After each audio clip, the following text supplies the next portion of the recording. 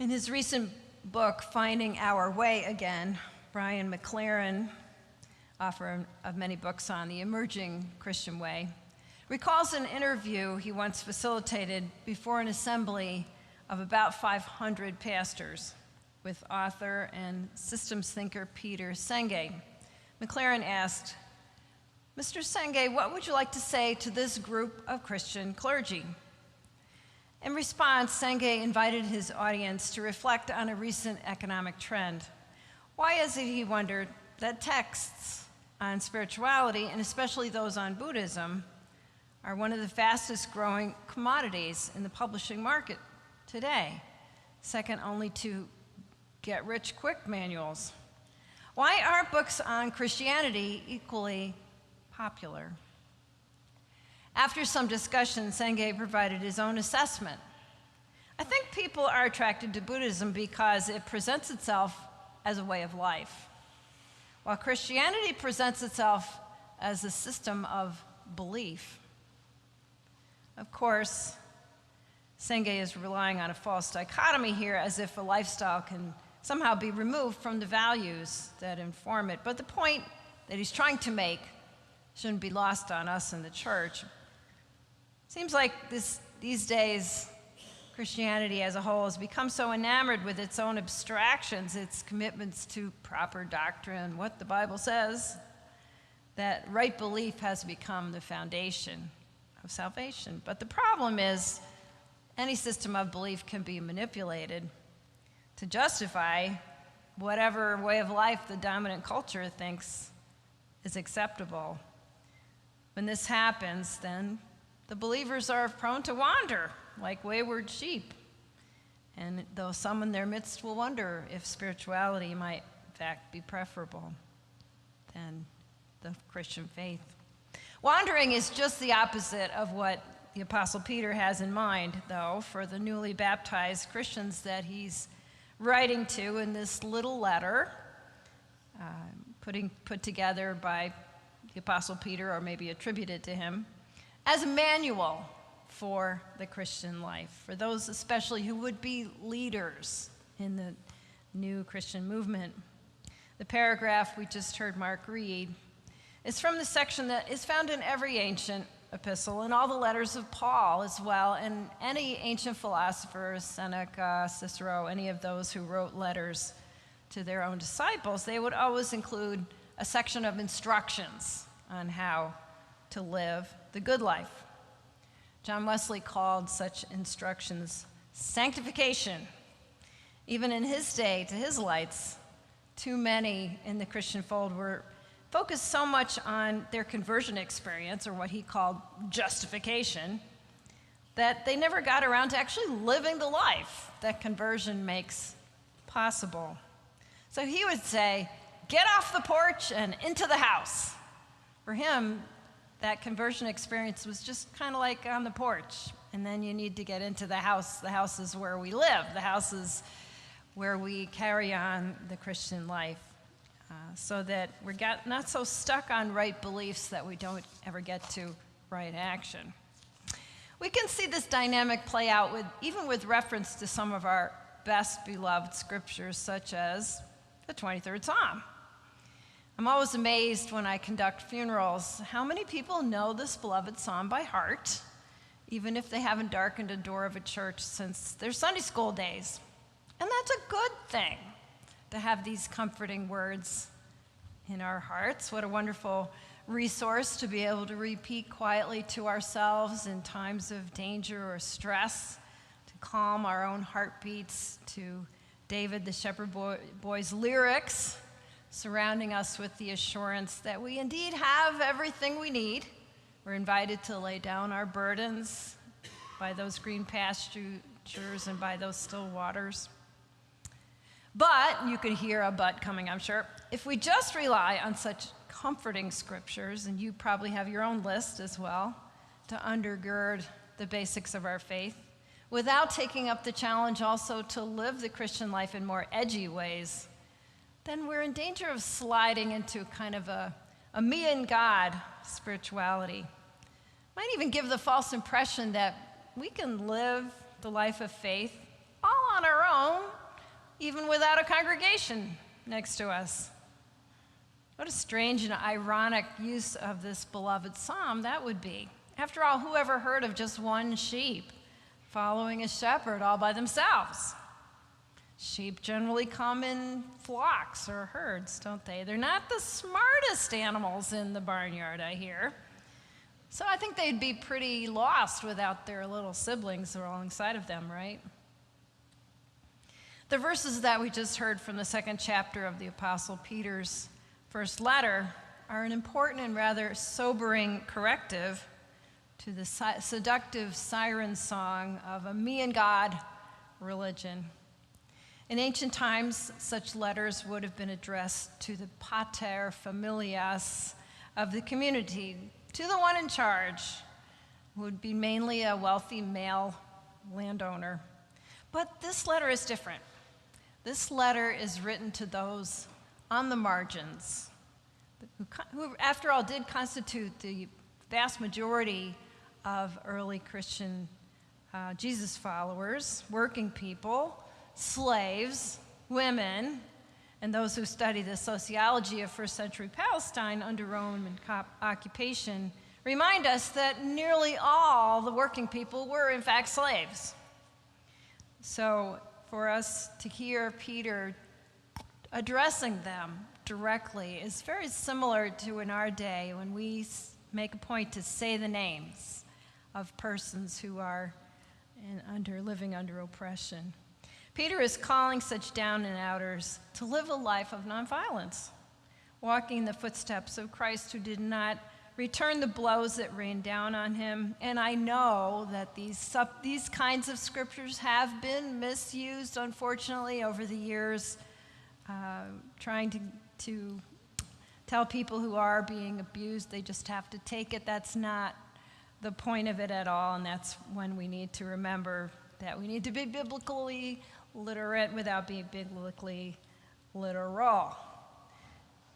Because in those days, to be fighting back when abused by a Roman centurion probably would have had immediate and lethal consequences, so we need to take the context into account. But getting off the porch of our commitment to Christ into the house of a life of action, living out that commitment, means living the nonviolent life today, probably even more than in the first century. Don't we all need to learn more and more about how to respond nonviolently to the big challenges that face us every day?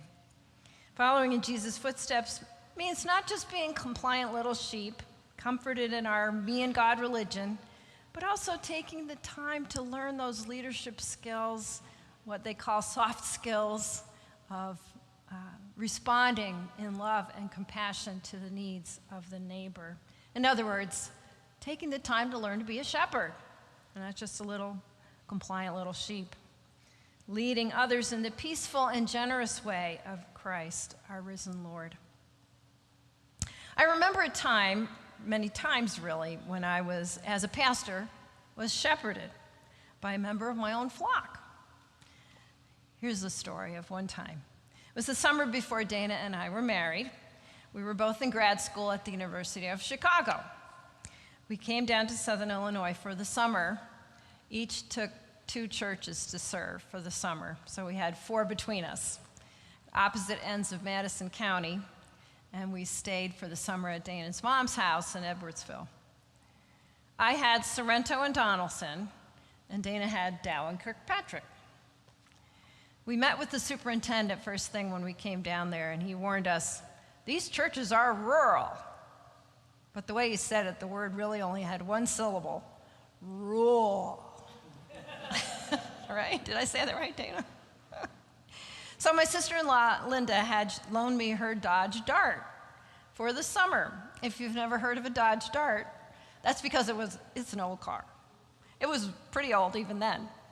As their grandpa would have said, it wasn't good when times were good.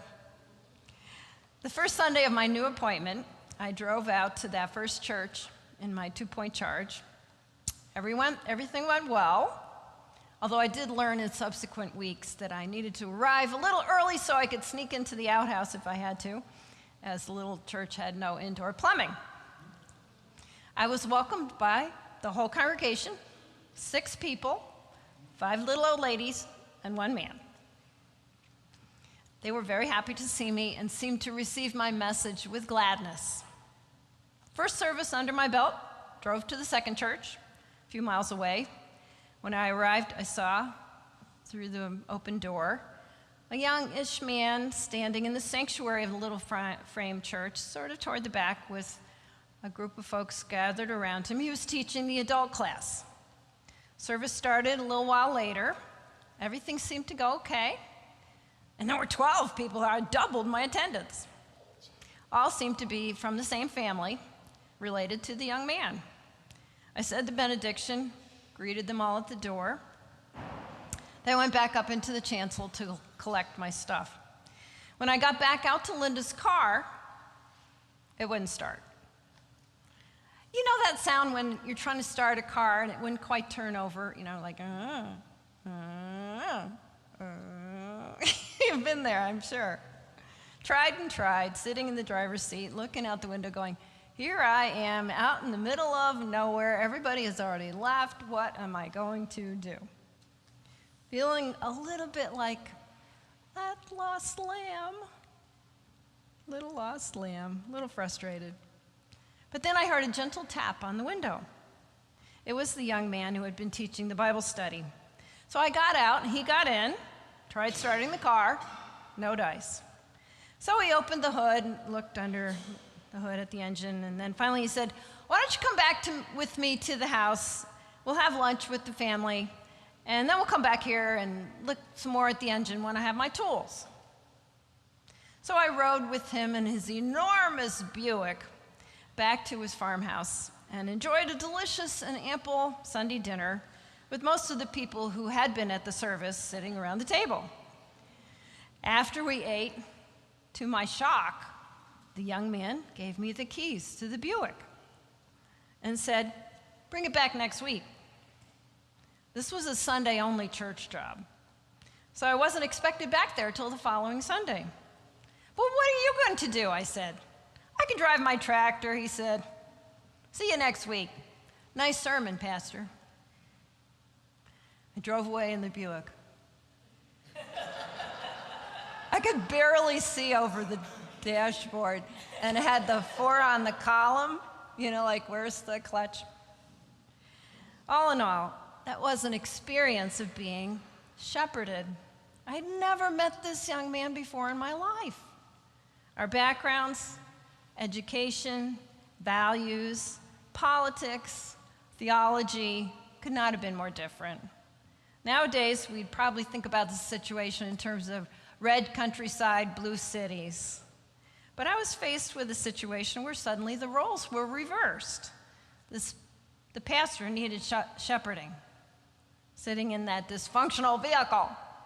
I'd never met this young man before in my life, but he humbly invited me into his home, introduced me to his whole family, fed me, loaned me a functioning vehicle, and sent me on my way for the week. I was just a young pastor, but that day I experienced the genuineness, the generosity, the understated, unassuming compassion of someone who was living every day in the house of the Christian life, walking in the footsteps of Christ. And the story has a funny ending. After Sunday dinner at that young man's house, when he gave me the keys to the Buick, I'm going out to the car and it suddenly hit me. I was supposed to meet Dana at his church for an engagement party after service that his church was giving us that afternoon, 62 miles away. These were the days before cell phones. I had no way to contact Dana to tell him I was going to be very late. So I got into the Buick and drove that long and very straight road, Illinois State Route 16, from Donaldson to Dana's little church in Dow, past the cornfields in the hot summer sun, windows rolled down, my hair blowing in the breeze. When I got to the outskirts of the little town of Jerseyville, I saw Dana fly by the other direction in his little blue Rabbit, little blue Volkswagen Rabbit. He'd started out to drive those 62 miles to look for me. Of course, he was looking for an old brown Dodge Dart. He wouldn't know that I wasn't driving his sister's car. So after he flew by me, I pulled a Yui and started following him. He's laughing over here. I sped up, he sped up, I sped up, he sped up. But there's no way that that rabbit could compete with that old Buick that had a massive engine. So I passed him, and I went, and he pulled over, and I pulled over, and he had such a shocked face. I can still see it today. And we laughed and laughed and drove the two cars back to his church for the engagement party, which was still happening. When I drove the big old Buick back to Donaldson the following week, there was the Dodge Dart parked by the church. After service, I traded keys with the young man. He had put a tractor starter in the car. Started up just fine. Thanks be to God for those who walk in the steps of Christ.